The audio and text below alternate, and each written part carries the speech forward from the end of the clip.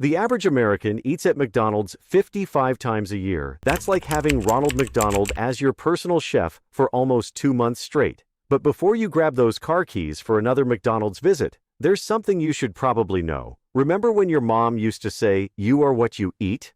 Well, if that's true, most of us are walking, talking science experiments thanks to McDonald's burgers. Last week, I found a McDonald's burger I'd forgotten in my car from, wait for it, 3 weeks ago. The scary part? It looked exactly the same as the day I bought it. Not a spot of mold, not even a weird smell. My leftover homemade burgers turn into science projects after just 3 days. A regular burger has about 5 to 6 ingredients: meat, salt, pepper, and maybe some garlic or herbs if you're feeling fancy. But grab your reading glasses because a McDonald's burger ingredient list reads like a chemistry textbook. We're talking about 70 different ingredients. That's not a burger, that's a science fair project that somehow ended up in the food industry. But what really gets me is the beef situation. While McDonald's claims to use 100% beef, they've mastered the art of making it taste the same everywhere, every time. It's like they've discovered some sort of meat-flavored clone stamp tool in Photoshop, but for burgers. A friend of mine who used to work at a meat processing plant told me they use something called pink slime. Basically all the leftover bits of meat cleaned with ammonia. Yummy, right? But the head-scratcher is that these burgers are practically immortal. Scientists have kept McDonald's burgers for years, and they look practically the same as day one. One researcher in Iceland even has a burger from 2009 on display in a glass case. It looks better than I do on most Monday mornings. The burger has its own webcam and everything. It's probably more famous than most Instagram influencers at this point. You might be thinking, well, maybe it's just really good preservation techniques. Sure, and maybe my cat is secretly writing a novel when I'm not home. The truth is, real food should decompose. If bacteria, which usually love a good meat feast, won't touch your burger, maybe that's nature's way of waving a big red flag. You'd think with all these chemicals, the healthiest choice would be to grab a salad instead. But McDonald's definition of healthy might just be their biggest illusion yet. A McDonald's Southwest salad with crispy chicken and dressing has 730 calories. For comparison, a Big Mac has 563 calories. You read that right. Choosing the healthy option at McDonald's is like going to a casino to save money. My friend Sarah spent an entire month eating only McDonald's salads, trying to lose weight. The only thing that got lighter was her wallet.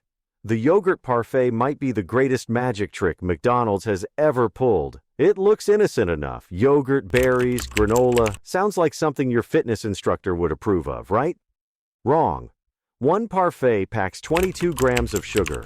That's more than 2 Krispy Kreme glazed donuts. They've basically created a dessert and convinced everyone it's a breakfast health food. That's not marketing. That's straight-up sorcery.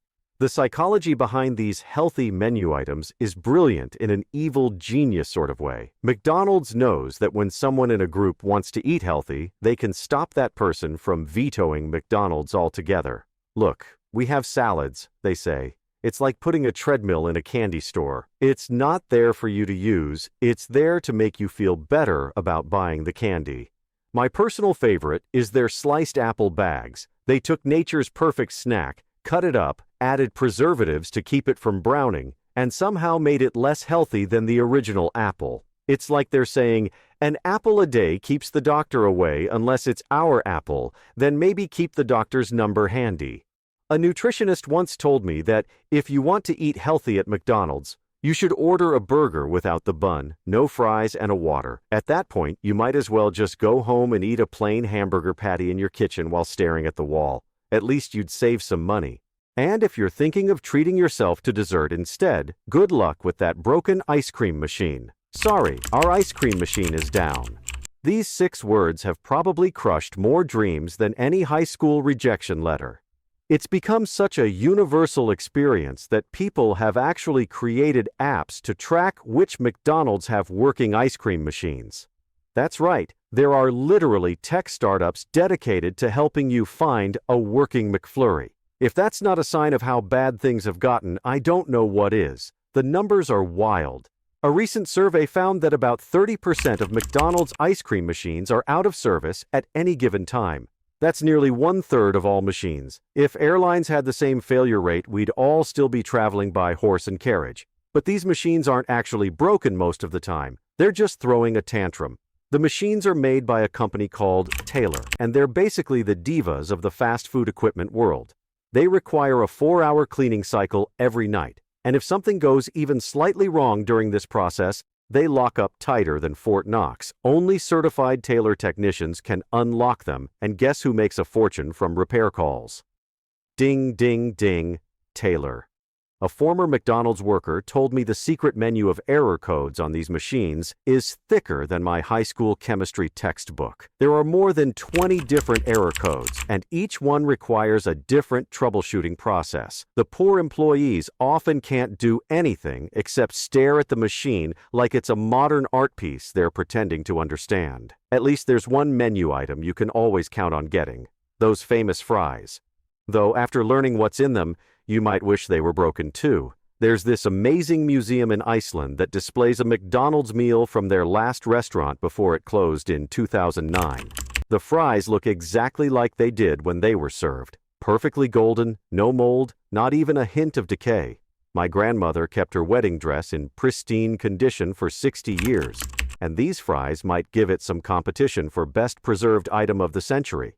The curator just dusts them off occasionally, like they're some ancient artifact, which I guess technically they are now, just not the kind Indiana Jones would get excited about. Here's a fun science experiment. Take some McDonald's fries and some homemade fries, put them side by side, and wait. The homemade fries will start growing things that would make a biology teacher excited within a week. But the McDonald's fries, they'll just sit there, mocking the laws of nature, looking exactly the same as they did on day one. It's like they've discovered the fountain of youth, but instead of sharing it with humans, they gave it to potatoes. A food scientist once explained to me that real potatoes contain enough moisture and nutrients to make them a paradise for bacteria and mold. But McDonald's fries go through so many processes and get loaded with so many preservatives that they're basically mummified before they even hit the fryer. They're like the ancient Egyptian pharaohs of fast food, preserved for eternity, but probably not something you want to put in your mouth. And don't get me started on the salt content. One medium serving of these eternal fries contains enough sodium to make a cardiologist faint. It's like they're trying to preserve us along with the fries. Maybe that's their secret plan: turn all their customers into human jerky. Speaking of mysterious processed foods, have you ever wondered what you're really eating at 4 a.m. when those McNugget cravings hit? Ring, ring, welcome to McDonald's. Would you like to try our McNuggets? Those words at 4 a.m. hit differently. We've all been there. It's the middle of the night, you're hungry, and somehow those golden nuggets of mystery meat seem like the answer to all of life's problems. But that's when the real questions start popping up in your head. What am I actually putting in my body right now? The ingredient list for McNuggets reads like a final exam in advanced chemistry. There's this one ingredient called dimethylpolisiloxane, the same stuff they put in silly putty. McDonald's says it's just an anti-foaming agent for the cooking oil. I say, if you need to add anti-foaming agents to your chicken, maybe we should reconsider our life choices. The chicken part of the McNugget makes up about half of what you're eating. The other half is a mix of corn derivatives, leavening agents, and dextrose, which is basically a fancy way of saying sugar. Yes, they put sugar in their chicken. It's like they looked at a piece of chicken and thought, you know what this needs? Everything but chicken. A food scientist once broke down the manufacturing process for me. First, they take chicken parts and grind them into a paste. Then they add stabilizers, preservatives, and flavoring. Finally, they shape this mixture into those 4 famous shapes: the bell, the bow tie, the ball, and the boot. That's right. McNuggets come in exactly 4 shapes. It's like chicken Tetris, but everything is processed into oblivion. In a blind taste test, most people can't tell the difference between a McNugget and a nugget made from compressed paper towels soaked in chicken broth. I'm not making this up. This was an actual experiment done by food researchers. Their conclusion: we're not really tasting chicken anymore. We're tasting salt, sugar, and childhood memories. But if you think the nuggets are questionable, Wait until you hear about those suspiciously perfect breakfast eggs, because those perfectly round eggs on your McMuffin have more ingredients than your grandmother's secret cookie recipe. A real egg needs exactly one ingredient, an egg. But McDonald's eggs? They've turned breakfast into a science project with nearly 20 ingredients, including something called liquid margarine. My cousin works at a food manufacturing plant that supplies McDonald's. He told me they pre-cook the eggs, freeze them, then ship them to stores where they're reheated. The eggs arrive in perfectly shaped discs, like someone took a normal egg and put it through a Play-Doh mold factory. It's the only egg I've ever seen that comes with an instruction manual. The funny part is how they market these as freshly cracked eggs. Sure, they were freshly cracked 3 weeks ago in a factory 500 miles away. The only thing fresh about them is the heating lamp they sit under. It's like calling a frozen TV dinner home cooked because you turned on your microwave. Here's a fact that'll ruin your breakfast. Those fluffy scrambled eggs in your breakfast burrito? They come in a milk carton, not a regular milk carton, a massive industrial-sized carton filled with yellow liquid that looks like something from a sci-fi movie. Speaking of making things look perfect, you wouldn't believe the tricks McDonald's uses to get you to spend more money. Let's start with the color red and yellow. They make you hungry. That's not just a random design choice, that's science.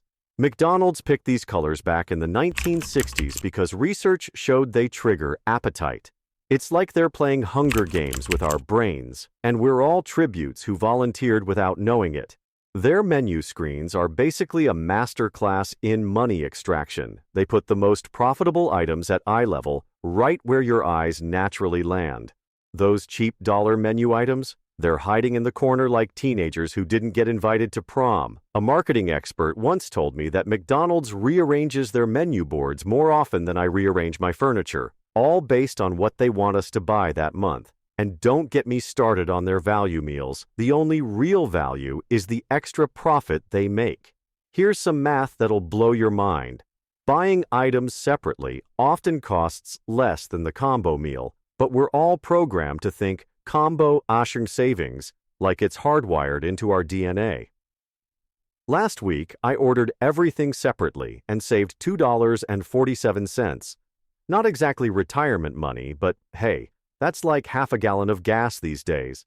The most impressive is their use of smells. Those vents pumping out French fry aroma. They're strategically placed to hit you right when you're deciding what to order. My car automatically turns into the drive-thru lane whenever it smells those fries. I'm pretty sure McDonald's has trained it like Pavlov's dog. Studies show that 70% of McDonald's customers end up spending more than they planned, just because of how the menu is designed. The "would you like to supersize that?" question alone boosted their profits by millions before they officially retired it. Now, they just have different words for the same trick. Would you like to make that a large? Same game, new name. But what happens when you finally break free from the golden arches? Well, my friend tried it for a month, and the results were pretty shocking. My friend thought quitting McDonald's for a month would be easy. 3 days in, his car was still automatically turning into the drive-thru lane, like it was possessed by the ghost of Ronald McDonald. Old habits die hard, especially when they're deep-fried. But then the changes started rolling in faster than a drive-thru order timer. His wallet got fatter. Those cheap meals were actually costing him about $200 a month. The physical changes came next. That "I just woke up in a salt mine" look disappeared from his face. His skin cleared up like he'd discovered some expensive beauty secret. Nope, just the magic of not eating food that has more preservatives than a mummy's tomb. His blood pressure dropped so much that his doctor called to make sure the reading wasn't a mistake. An average McDonald's meal packs about 1,200 milligrams of sodium. That's more than half your daily limit in one sitting. By the end of the month, Tom had lost 11 pounds without changing anything else in his routine. Did my friend swear off McDonald's forever? Not exactly. He still goes occasionally. He's human after all. But now it's a conscious choice rather than an autopilot response to hunger. As he puts it, it's like that ex you know isn't good for you. You might grab coffee once in a while, but you're not giving them a key to your house again.